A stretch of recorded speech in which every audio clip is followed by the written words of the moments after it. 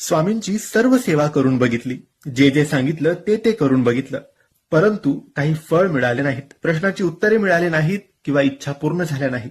तर तुम्ही आता स्वामींचे हे 3 गुरुवार करून बघा. मनामध्ये विश्वास ठेवून, मनोभावाने, विश्वासाने आणि श्रद्धेने तुम्हाला हे 3 गुरुवार करायचे आहेत. हे 3 गुरुवार तुम्ही विश्वासाने, श्रद्धेने केले तर तुमच्या इच्छा पूर्ण नक्की होतील, स्वामी प्रसन्न नक्की होतील, तुम्हाला अनुभव नक्की येईल. मित्रांनो, फक्त 3 गुरुवार आणि तुमची प्रत्येक इच्छा पूर्ण होणारच. स्वामी समर्थांच्या कृपेने जीवनात चमत्कार घडतात. हा एक गुप्त व्रत आहे, जो श्रद्धेने केल्यास कोणतीही अडचण सुटते, मागितलेले मिळते. तर मित्रांनो, पहिल्या गुरुवारपासून किंवा तुम्हाला जेव्हा वाटेल त्या गुरुवारपासून या व्रताची सुरुवात तुम्हाला करायची आहे आणि अनुभव घ्यायचा आहे.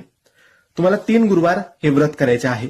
कोणत्याही गुरुवारी काही अडचण, सुतक किंवा काहीही प्रॉब्लेम आली तर मग तुम्हाला नवीन 3 गुरुवार करावे लागतील, हे लक्षात ठेवा. 3 गुरुवार करताना 3ही गुरुवारी उपवास करायचा, फलहार तुम्ही करू शकतात आणि संध्याकाळी रात्री स्वामींना नैवेद्य दाखवून तुम्ही उपवास सोडू शकता. हे झालं उपवास कसा करायचा आणि नियमांचं पालन. नियमांमध्ये तुम्ही व्यसन, मांसाहार या 3 गुरुवारमध्ये करायचं नाही.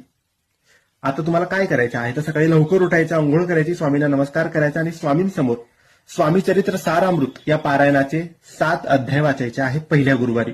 7 अध्याय वाचल्यानंतर स्वामी समर्थांचा जप, श्री स्वामी समर्थ, श्री स्वामी समर्थ हा जप 3 माळ करायचा आहे, हे पहिल्या गुरुवारी. दुसऱ्या गुरुवारी उरलेले 7 अध्याय वाचायचे आणि 3 माळ स्वामींचा जप.